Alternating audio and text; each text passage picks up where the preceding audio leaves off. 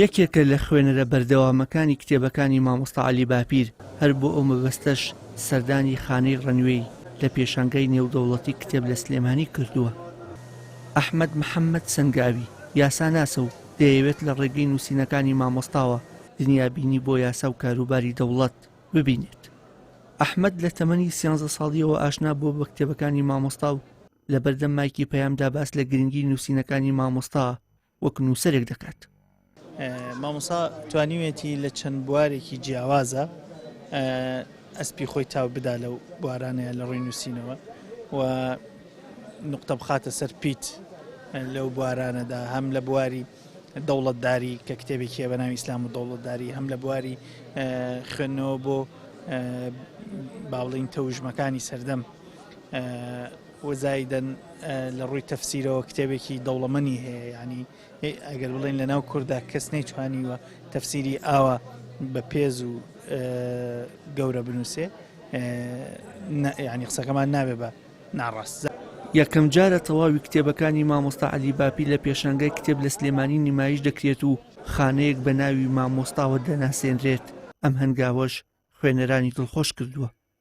مامۆستا عەلی باپیر زیاتر لە 100 کتێبی نووسیوە، بەڵام بەهۆی زۆری خوێنەر و نەمانی تیراژەوە 30 بەرهەمیان لە پێشانگاکە نییە و بڕیارە چاپ بکرێنەوە.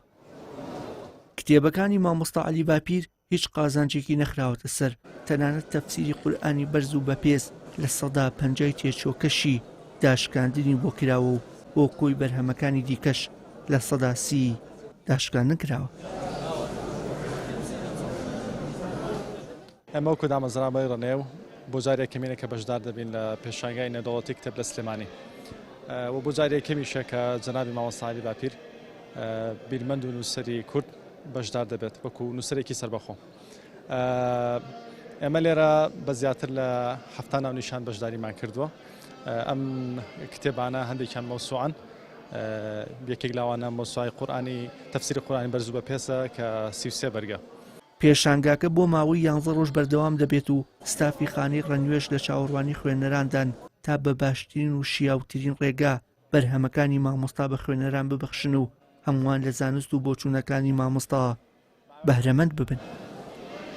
تەواوی بەرهەمەکانی مامۆستا عەلی باپیر لای خوێنەران تایبەتن، بەڵام تایبەتترینیان لای خوێنەران و تەنانەت خودی مامۆستا عەلی باپیریش تەفسیری قورئانی بەرز و بەپێزە کە ماوەی 17 ساڵ پێویست بووە بۆ ئەوەی مامۆستا ئەم قورئانە بە شێوەی تەفسیر و بۆ سەر زمانی کوردی وەربگێڕێت و لە هەمان کاتیشدا لە ئێستادا بەهۆی زۆری فرۆشەوە لە بەرگی یەکەوە تا بەرگی 7 لە بازاڕەکاندا نەما و چاوەڕوان دەکرێت دووبارە مامۆستا چاپیان بکاتەوە.